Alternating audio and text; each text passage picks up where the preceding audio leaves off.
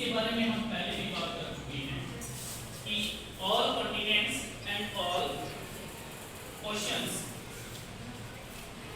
जो कि एक गोलाकार अर्थ के अंदर अलग अलग तरीके से जुड़े हुए थे, जिसके अंदर हमने बात की थी कि स्टार्टिंग में जो हमारी कंडीशन रही या कॉन्टिनेंट की जो कंडीशन रही वो इस तरीके की रही, जिसके अंदर ऑल कॉन्टिनेंट जो है वो इस तरीके से एक दूसरे के साथ है जकड़े हुए थे, यानी पेस्ट थे सारे के सारे। लेकिन कालांतर में क्या हुआ कि जैसे जैसे कुछ में कुछ चेंजेस होता गया, उसी के अकॉर्डिंग ऑल प्लेट्स जो है 77 प्लेट जो है वो अपना स्थान है वो छोड़ गई, जिसके अंदर हमने आउटर पार्ट को किस नाम से जाना था, किस नाम से जाना था, पेंथालासा के नाम से हम इसको जानते हैं, जो कि कंप्लीटली आउटर पार्ट में जो था वो पानी था, इसलिए इसको जल के नाम से वो जाना जाता था। दूसरा जो पार्ट इसका रहा वो इंटरनल पार्ट का रहा। इंटरनल पार्ट जो है वो एक ऐसी प्लेट थी जो आपस में जकड़ी हुई थी, जिसको हमने आगे चल के 7 पार्ट में 7 पार्ट में हम बांट दिया और इसको किस नाम से जाना जाता था, पेंजिया के नाम से जाना जाता था। नेक्स्ट बात देखिए आप कि उसी का एक पार्ट ऐसा रहा था जिसका नीचे वाला वो पार्ट है उसके अंदर किसी न किसी तरीके की मूवमेंट होने की वजह से आउटर पार्ट का जो पानी रहा है वो उसके अंदर वाले पार्ट में चला गया और उसको एक नए नाम जिसको टेथिस सागर के नाम से है वो जाना गया। Okay, any problem? दूसरी बात देखो इसमें क्या है कि इसका अर्थ का इंटरनल पार्ट में हमने अपर पार्ट जो है उसको एक अलग नाम से देखना है, इसको हमने किस नाम से जाना, ये वाला पार्ट जो रहा इसको अंगारा लेन, किस नाम से, अंगारा लेन के नाम से जाना, और लोअर पार्ट को गोंडवाना लेन के नाम से जाना।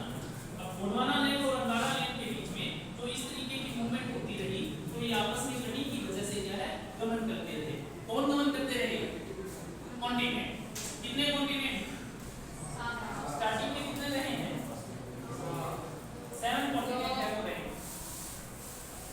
7 कॉन्टिनेंट तो इन दोनों की गमन करने की वजह से हुए और फिर वो सारा का सारा स्ट्रक्चर है वो धीरे धीरे अलग अलग पार्ट में इस तरीके से होता रहा और आज हमारे सामने 7 कॉन्टिनेंट हैं। ओशियंस किस तरीके से बने? टेथिस सागर इसका पेंथालासा का जो पानी रहा वो धीरे धीरे इनके बीच में हम चला गया, जिस तरीके से जहां पे उसको अंदर जाने की जगह मिली वहां वो अंदर चला गया। दूसरी बात जब हम यहाँ बात करेंगे वो है कि ये सब कैसे हुआ, तो इसके लिए 1912 में जर्मनी का एक क्लाइमेटोलॉजी रहा है और उसका नाम है, क्या नाम है? Alfred Wegener. अल्फ्रेड वेगनर इसने क्या बताया कि सारे के सारे कॉन्टिनेंट जो हैं वो किसी न किसी तरीके से एक साथ जुड़े हुए थे, लेकिन कुछ लोगों ने इस चीज पे बिलीव नहीं किया और बिलीव नहीं करने की वजह से दुनिया के सामने उसने एक प्रमाण रखा।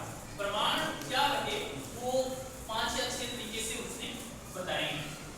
1912 में जब दुनिया को इसने ये सब बातें बताई तो उस टाइम क्या है दुनिया के अंदर वर्ल्ड वॉर फर्स्ट चल रहा था, जिसकी वजह से लोगों ने उस पर कोई ध्यान नहीं दिया और लोगों ने उसके प्रिंसिपल को नकार दिया, डिक्लाइन कर दिया।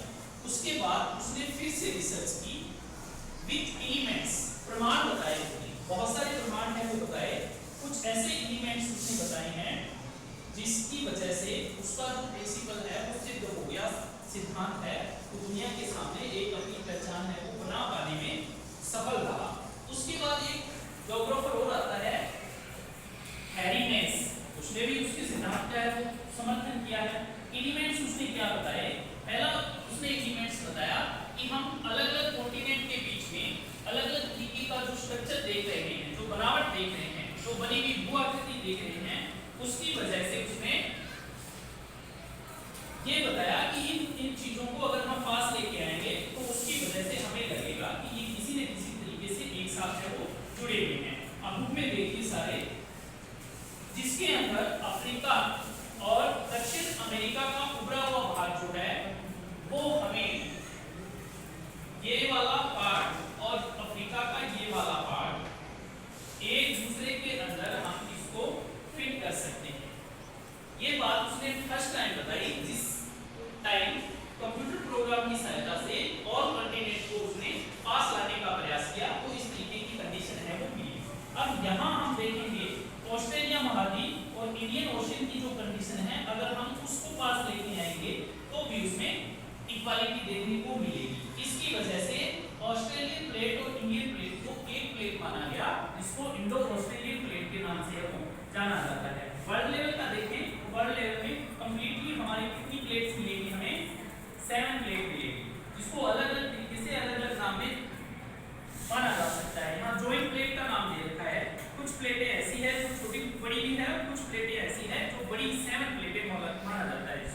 फर्स्ट प्लेट जिसको है वो किस नाम से जाना गया, आर्थिक प्लेट के नाम से जाना गया। ये कंप्लीटली ये प्लेट रहेगी कंप्लीटली क्योंकि